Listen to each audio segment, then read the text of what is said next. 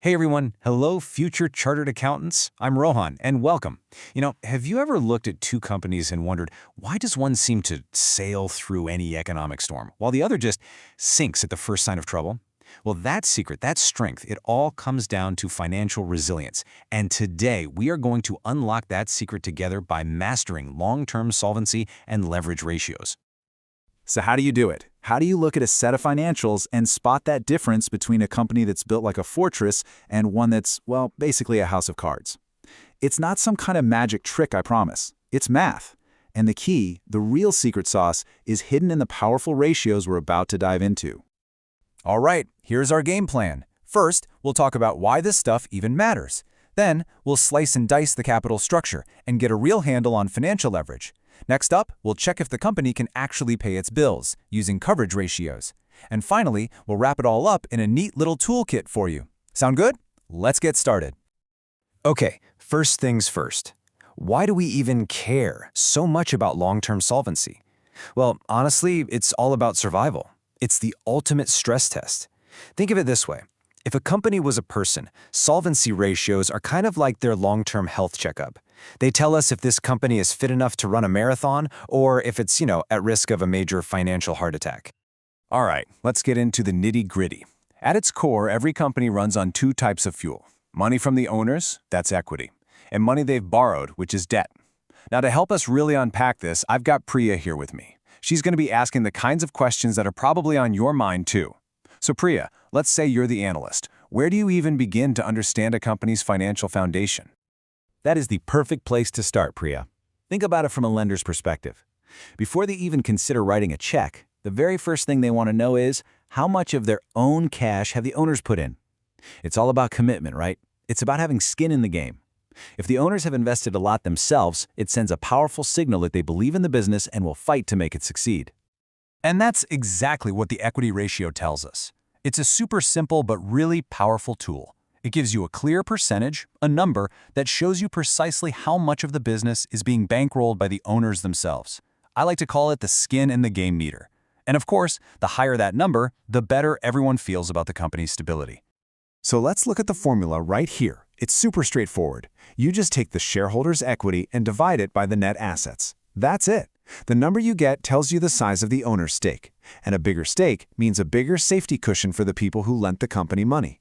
It really is like having a parachute. The bigger that parachute, the safer everyone feels on the way down.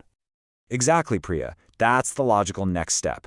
It's two sides of the same coin, right? We've seen the owner's piece of the pie. Now we have to look at the other piece. How much is the company relying on borrowed cash? And lucky for us, there's another simple ratio for that. Now here it is, the debt ratio. You can see the formula. It's just the total debt divided by net assets. This one is basically the yin to the equity ratio's yang. It gives you the flip side of the story, the exact percentage of the company's assets that are being paid for with borrowed money. So here's the easiest way to think about these two together. Imagine a seesaw.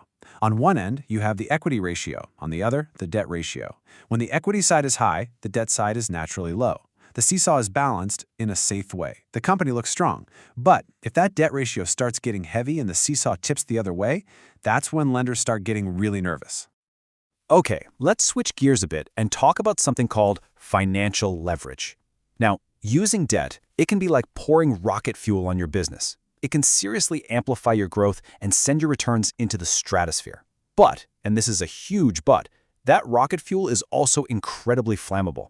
One little mistake, one wrong move, and the whole thing can go up in flames. Oh, that's a brilliant question, Priya. You're thinking exactly like a seasoned analyst now. Instead of comparing debt to the total pie, why not compare it directly to the owner's slice? Pitting debt directly against equity, that is one of the most powerful ways to see what's really going on. It's like a direct tug of war, what the company owes versus what it owns. And that question brings us to what I like to call the king of leverage ratios, the debt-to-equity ratio. Now listen up, because this one is a huge favorite for examiners, so you absolutely need to know it inside and out. The formula is right there. It's a direct head-to-head comparison of total outside liabilities to shareholders' equity. It answers one simple, critical question. For every single rupee the owners have put in, how many rupees has the company gone out and borrowed? And here's why this is so important. A high debt-to-equity ratio, say something like 2 to 1 or even 3 to 1, means the company is walking on a very thin financial tightrope. All it takes is one little gust of wind, maybe a small dip in profits, and that safety net, that cushion of equity, can just disappear. And that leaves the creditors with absolutely nothing to break their fall. Okay, so far we've basically been looking at the company's financial skeleton, the structure of its debt and equity. But a strong skeleton is pretty useless if you don't have the muscle to actually move it, right? So now we're going to shift our focus from the balance sheet to the income statement. We need to see if the company has enough financial muscle, enough earnings to actually carry all that debt. You have absolutely hit the nail on the head, Priya. A lender doesn't just care about getting their interest payments. They want the whole thing back, interest and the principal installments. So we need a ratio that looks at the total picture, one that tells us if the company can handle the entire payment. And for that, we have the Debt Service Coverage Ratio, or DSCR for short. Honestly, the best way to think of this is as a financial stress test. It's designed to answer one question: how many times over can the company's cash earnings cover its entire debt obligation for the year? We're talking interest payments plus the principal installments. Okay, now the top part of this ratio, the numerator, can look a little complicated at first glance, but it's actually quite logical. It's all about figuring out how much cash is really available for debt payments. So, we start with the net profit after tax. Then, we add back things that aren't actually cash payments, like depreciation. And here's the key part. We also add back the interest itself, because that's part of the payment we're trying to, well, cover. It helps us see the true pool of earnings available to service the debt. So, what's a good number here? What are lenders looking for? Generally, a DSCR in the range of 1.5 to 2 is considered pretty solid.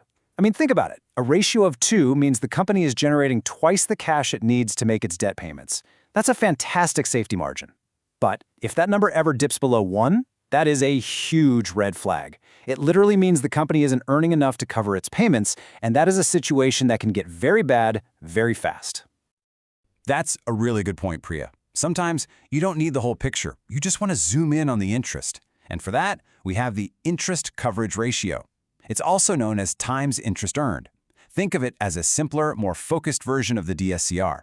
It doesn't look at principal. It just tells you very clearly how many times the company's operating profit can cover its interest bill for the period. Whew, okay, we have covered a lot of ground. But don't you worry, we're not done yet.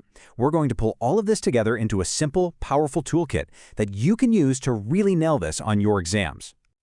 So when it all comes down to it, your Solvency Analysis Toolkit has two main trays. In the first tray, you have your capital structure ratios. These answer the question, how is the company financed? Think debt to equity. In the second tray, you have your coverage ratios. These answer the question, can the company pay for it? Think DSCR. One is about the structure, the other is about the ability to pay. It really is that straightforward. And as you continue studying, I want you to keep this in mind.